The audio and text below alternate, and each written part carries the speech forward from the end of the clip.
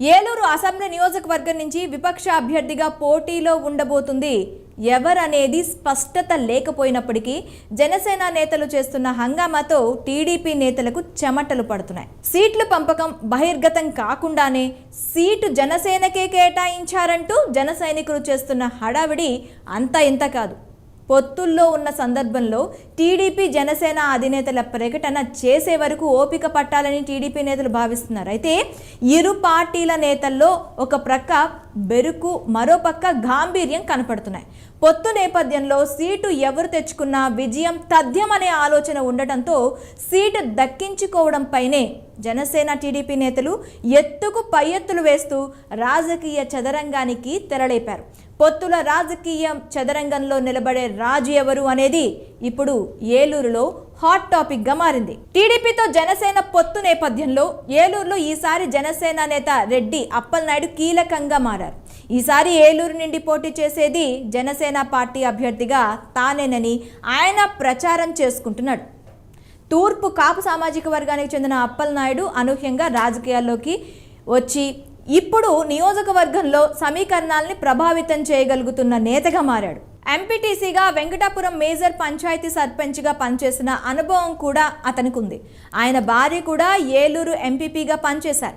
గత ఎన్నికల్లో జనసేన తూర్పున పోటీ చేసి 16,000కు పైగా ఓట్లను సాధించి పరోక్షంగా టీడీపీ ఓటమికి కారణమయ్యారు. అయితే గతంలో టీడీపీలోనే రాజకీయంగా ఎదిగిన ఆయన టీడీపీ నేతలతో విభేదాలు రావడంతో చివరికి పార్టీ వీడి జనసేన గూటికి చేరారు.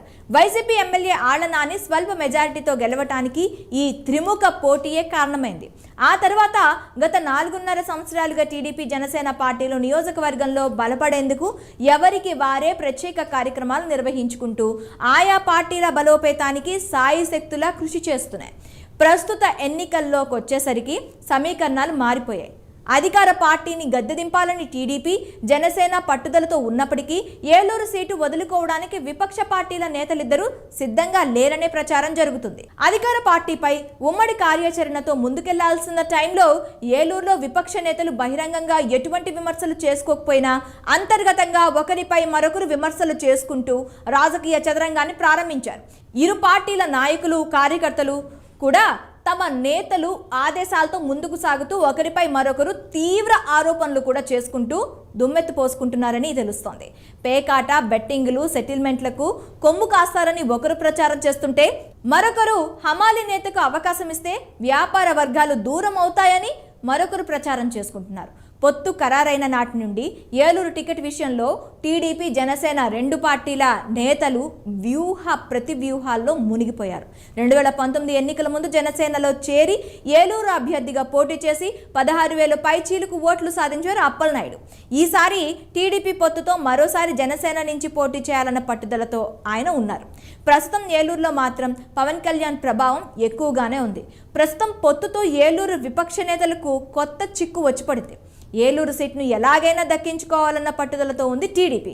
మరోపక్క జనసేన కూడా ఎట్టి పరిస్థితుల్లో ఏలూరు వదులుకునేందుకు సిద్ధంగా లేమన్న సంకేతాలు ఇస్తుంది. 2024 ఎన్నికలకు ఏలూరులో రాజకీయ చదరంగాన్ని విపక్ష నేతలు మొదలు పెట్టగా అధికార వైసీపీ కూడా సమీకరణాలను బట్టి ఎత్తుకు పై ఎత్తులు వేస్తుంది. ఈసారి సీటు ఎవరికిస్తే బాగుంటుందనేది ఆలోచన చేస్తుందట. ఇప్పటికే సిట్టింగ్ ఎమ్మెల్యే ఆళ్లనాని పార్టీ కార్యక్రమాలతో నియోజకవర్గంలో తిరుగుతున్నారు. మరోవైపు సీటు తనకు కేటాయించాలని వైసీపీ నేతలు ముందు ప్రతిపాదన పెట్టినట్లు కూడా తెలుస్తోంది.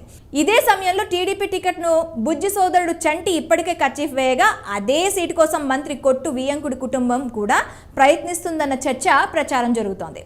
రెండు పార్టీల్లో ముఖ్య నేతలు ఉన్నప్పటికీ కొందరు ఆశావాహులు కూడా తమ ప్రయత్నాలను ప్రారంభించడంతో ఏలూరు రాజకీయ చదరంగంలో కింగ్ మేకర్ ఎవరనేది ఆసక్తిగా మారింది.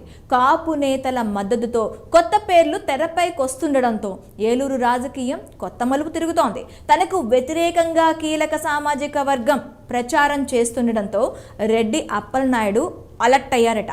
వ్యాపార వర్గాలతో సంప్రదింపులు జరుపుతూ జనసేన పోటీకి లైన్ క్లియర్ చేసుకునే ప్రయత్నాల్లో ఉన్నారని తెలుస్తోంది. మరోవైపు టీడీపీ నియోజకవర్గ ఇన్ఛార్జ్ బాడేటి చంటి కూడా ఎట్టి పరిస్థితుల్లో ఏలూరు నుంచి పోటీ చేసేది టీడీపీ అభ్యర్థిగా తానేనని కార్యకర్తలకు భరోసా ఇస్తుండడంతో ఏలూరు రాజకీయం విపక్ష నేతల మధ్య పోటీకి తెరలేపడంతో హాట్గా మారింది.